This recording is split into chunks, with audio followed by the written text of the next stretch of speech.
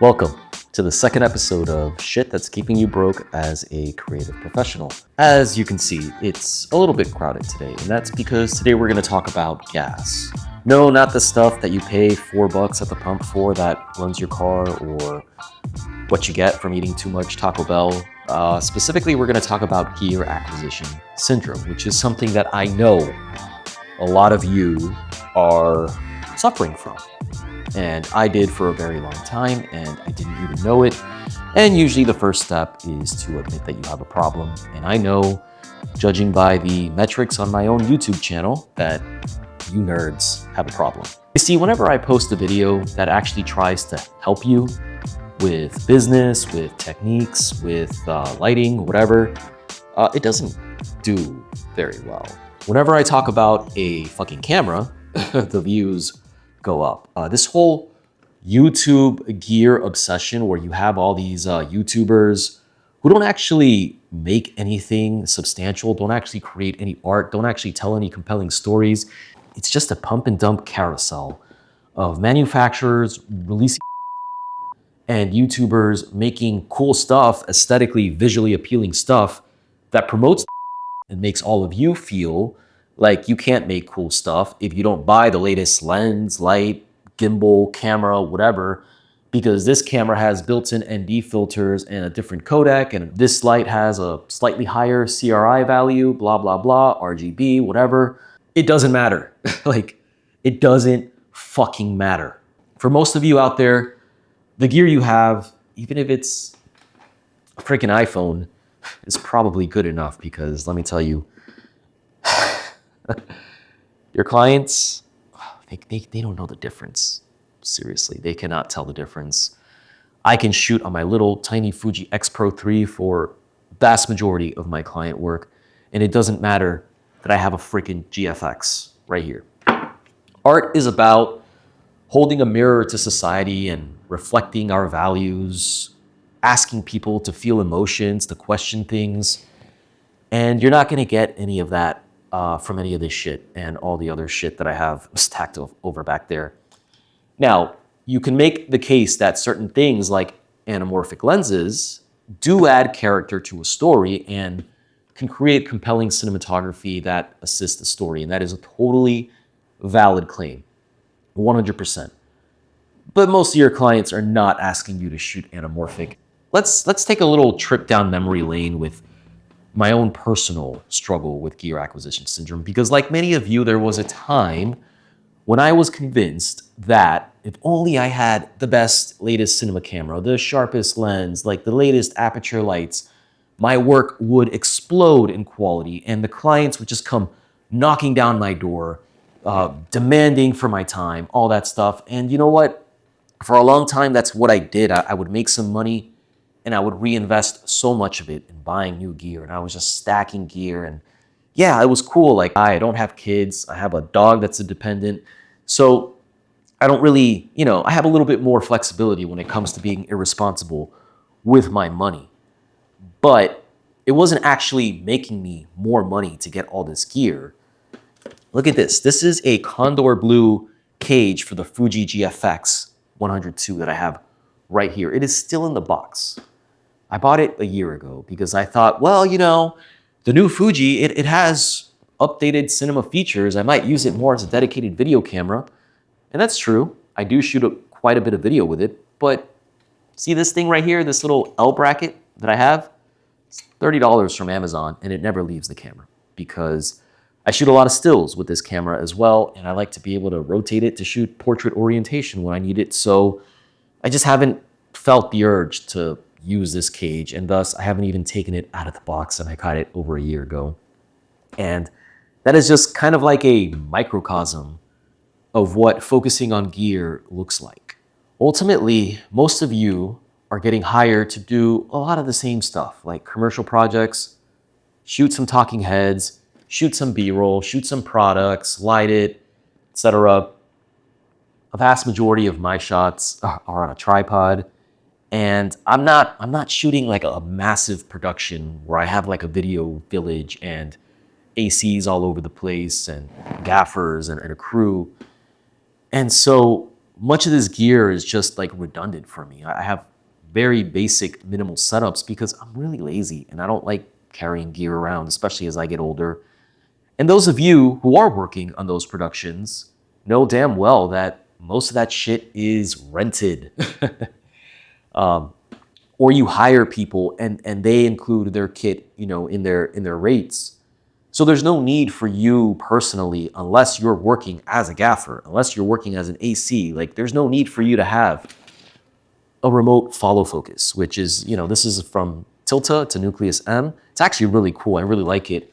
I used it on a couple of projects when I was using manual lenses, but because I'm so lazy and because autofocus lenses are so good now, I just shoot autofocus when I need to keep track of people and find myself not using it. So I got these anamorphic lenses here, as I told you, and they're from Siri, whatever you say. I used it on one project. It's a project I'm very proud of, but I haven't used them since. They're practically brand new. Still haven't sold them because I think they're cool and I just haven't gotten around to it. But, I mentioned the follow focus. I mentioned the cage. I don't know. There's a ton of shit I own that I don't feel like dragging out here that if I could take it back, I would return to Amazon or to B&H, and I'd rather just have the money and put it in an index fund or take an awesome trip. And as you can see, all of this stuff piles up. It piles up because I'm too lazy to sell it, and it's a pain in the ass to sell used gear. You lose money on it. You never get anywhere near quite as much money as you hope you would when you sell used gear.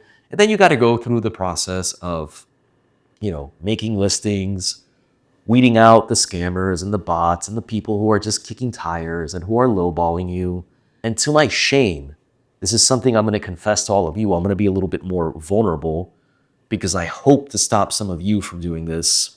There was a time when I was really struggling with my business where I did the stupid thing of taking out credit cards to finance some gear purchases.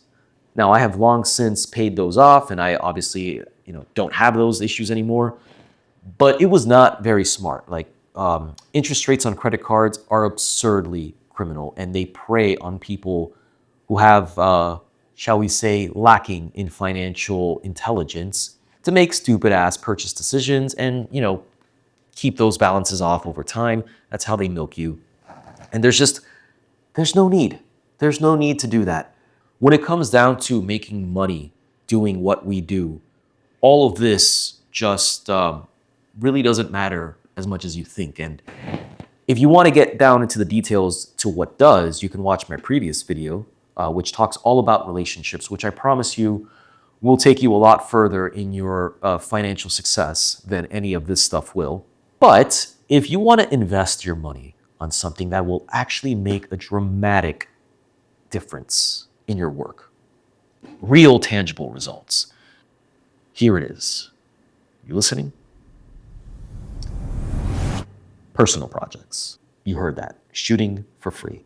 But not for a client, for yourself. You're calling the shots, okay? So you're not just going to like a real estate office full of realtors who can afford you for headshots. You're gonna go to a local community college with aspiring theater students, and you're gonna shoot their headshots because they're broke and they can't afford to pay you anyway. And they're fellow artists, so you're gonna be allowed to experiment, to play, to develop your craft and actually become better at what you do. And it's not gonna cost you anything, and you're gonna have the flexibility to fuck up, to make mistakes. If it doesn't work out, if something needs to be changed, like there's no pressure. You don't get to do this on paid work. On paid work, you gotta bring your A game.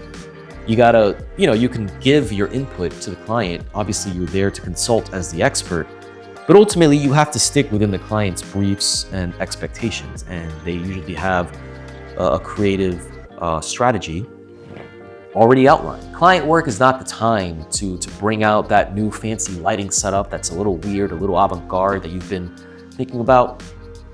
Your personal work is the time to do that. And your personal work is so important. I can't emphasize it enough, and I can't emphasize enough how much it's benefited me. It's what you get hired for. A client might pay you a good amount of money to just do the same basic boring shit they already have on their website. Trust me, it happens to me all the time. But they find you based on your personal work. Your personal work is what stands out because it's your unique voice, your unique point of view on the world. And that is something that nobody else can emulate. They can try to copy your aesthetic, but what you have to say, what you have to reflect on, the way you present it, that's all uniquely you. When people are comparing portfolios, personal work is often the stuff that really stands out. I'm gonna go get my iPad and we're gonna go through my website and I'm gonna show you directly how personal work has helped me. Just stay right there. We're back, we made a little room. Here's my iPad. And I'm gonna go through some of my photographs that I've shot on my own time, on my own dime, and how they've benefited me. By the way, see this here? This is a DJI Osmo. I just found it back there. Really cool freaking camera. Wish I could return it because I barely use it. Like, I told myself I would vlog some more. Yeah, it should be handy for my travel vlogs, etc., etc. But I just use my phone for everything because it's got Apple Log now and it's fucking awesome. And I'm lazy and I hate carrying shit, so I gotta make a point to use that thing more. But it's just another example of the hype marketing machine. Even now, even when I know better, even when I'm more fortified in my convictions on not buying shit I don't need, I can still be gullible into buying something because I'm convinced I'm going to use it, because I'm convinced it's going to help me. And ultimately, you know, other things are more important. So let's get back to it. So the very first image on my website is this shot that I have of Lot 11 skate park in downtown Miami. It's a really cool concept. They turned an abandoned parking lot under the I-95 into a skate park. I went out there with my large 25-foot tripod, which by the way has been worth every penny. That is one piece of gear that I highly am, glad that I bought, and took these shots and put it together into this composite, put it on my website, put it on Instagram. It got like 100 likes. And that was like 5 years ago. And nothing happened. And then 2 months ago, I got an email from an art collector in New York who represented a very affluent buyer who is the chairman of a very affluent hedge fund. And I can say no further than that. They bought a 60-inch print of this photo. And another one, which I'll show you in a second. Why am I scrolling? I can just put it up on the screen. This image right here, which I also shot on my own time in my own dime. It was a shot of the Continuum on South Beach. That's the benefit of personal work, is that you do it once and it can pay off unexpectedly over time. So I made, let's see, off of those two prints, I made, how much did I make off of those prints? I made $6,000. $6,000 off of two prints from work that I did on my own conviction. And that's just one example. Okay, so this is an image of Trump Tower in Chicago, which I took on a personal photography trip to Chicago because Chicago is the American heartbeat of architecture. And again, cool stuff for the portfolio, cool stuff for Instagram. And then I got a DM on Instagram from someone who I had been corresponding with for a while, who I assumed was a fellow photographer. We just talked a little bit about Fuji cameras. He was from Chicago, by the way. He's like, your shots in Chicago, I live here, but they offer such a unique perspective. The way you capture light is so different than the way that I see the buildings that I walk by every day, et cetera, et cetera. Anyway, turns out this fella was a marketing manager at an architectural firm based out of Chicago, and they had some work for me in California.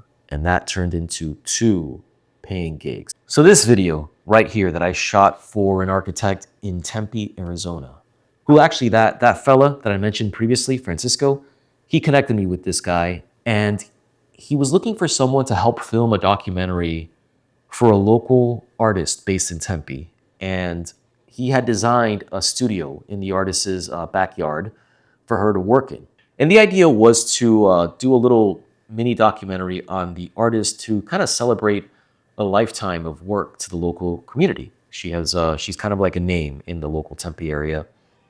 And there was no budget for this. Like I could have said no to this, but I wanted something like this in my portfolio. I'm trying to do more cinematic human interest documentaries and kind of mix it with my architectural work, and I wanted to do this. And about 6 months later, I ended up getting hired to shoot content for an elevator manufacturer who saw this video. I made some pretty good money on that. They flew me to Seattle. That was actually boring, uninspiring work. I don't really share it unless somebody asks me if I've ever shot tutorials. But the point is that came because they liked the storytelling that I did with this video. I could keep going with personal work that I've done that's resulted in paid work. So I'm going to stop there. Point is that your personal work is the most important thing when it comes to actual work that's going to contribute to you getting a return on your investment for what you put into it. Not this stuff. I don't mean to shit on gear. I'm a nerd too. I get excited when companies innovate. I want a C80, a Canon C80, and I'm trying to talk myself into buying one and not buy one. The point here isn't to make you feel bad for wanting a new lens or for investing money in one. The point is to kind of guide you so that you understand when the right time is to invest in gear. These are tools that we use to create our art. They are not the investments that are going to make us the money that we think they are. Now, there are exceptions, right? If you are a freelance camera op and you just get hired from production to production, it probably makes sense to buy an FX3 or a Sony FX6 because those are the cameras that are used so commonly. A lot of production companies are on a Sony workflow. So if that is how you're making your money right now, it makes sense. That's a smart business decision. But do not buy an FX6 just because you think you need a cinema camera because you think it's going to get you clients.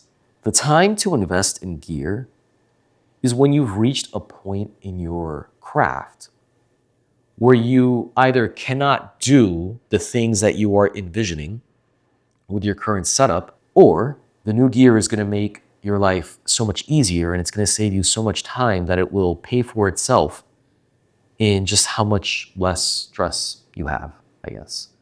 So for example, I own a Godox AD1200 Pro. And if you don't know what that is a really large battery-powered flash head that separates and it attaches to a light stand, and it shoots at 1200 watts of power. Most of you do not need that. Most of you would do just fine with 300, 400, 500 watts of power, but I shoot architecture, and that means I'm often shooting at f11. I'm setting up lights outside, shooting through windows, shooting through lots of cloths of diffusion, and all of that just kind of sucks up power. So I have the AD1200 because there are times when I just need to blast a shit ton of light. It makes sense for me to own that light. It does not make sense for you to buy it because you think that one day, maybe, I don't know, in the future, you might have a shoot where you need that much light. Because what's going to happen is that you're going to spend the $1,200 on that flash and you're never going to use it because most of your work you can get by with the more convenient, easy to use AD600 or AD400. And that's just going to sit there and it's going to take up space in your house. And if you have a girlfriend or a wife who gets annoyed with all your gear all over the place, trust me, you're going to hear about it. There are no shortages of people who bought red Komodos that are just sitting on a shelf collecting dust because they're not getting hired. Or if they're getting hired, most of the content they're shooting is like social media shit that they could probably shoot on their fucking phone. And that red is just there burning an $8,000 hole in their pocket. And look, if you're doing great, if business is awesome, if you're flush with cash, if money's coming in, and you just want the finer things in life, you want a Sackler tripod, you want a cinema camera, you want anamorphic lenses, man, you have my blessing. I'm happy for you. Really, like, go ham, go nuts. Buy something because you fucking want it. And you can afford it and it's not gonna set you back. That's the best feeling in the world. That's ultimately like why we do this, for the financial independence, like to make the kind of money that we can possibly make. The ceiling is high, doing something that we love to do. So if you're there, good for you. But as I get older, I realize more and more that I hate carrying around a bunch of shit. I don't like it taking up a bunch of room in my apartment. And 80% of the work that I have to do can be done with a very basic set of equipment. And I don't need to constantly upgrade. And look, I have some expensive shit. I have a Fuji GFX 100 too. So yeah, I'm aware of that. I went for the top of the top, and it was because I could afford it. It didn't set me back. I didn't put it on a credit card. And it's actually made me quite a bit of money. I have no regrets. Like, I fucking love this camera. But I will probably shoot on this camera for the next 5, 7 years. Like, I don't see myself needing to upgrade a still photography camera for the type of photography that I do. This is a very long-winded, exhaustive rant, I guess. But I really want the best for you. And I really don't want you making the same mistakes that I did, that I see so many people doing. Don't go into any type of irresponsible financial debt to finance equipment that you don't need. And don't put so much pressure on yourself to have this equipment when you probably already have the tools that will get you 99% of the way there, and your ability to connect with a client, with a subject, your ability to tell a story, your ability to express the value that your clients can get in return for your services, sales. Man, that's going to take you so much further than a set of anamorphic lenses or, I don't know, a vlogging camera you never use. And that is my piece for today. Thank you so much for tuning in. If you liked it, please continue the discussion in the comments. Leave a like, subscribe, and I wish you all nothing but an awesome day and lots of success.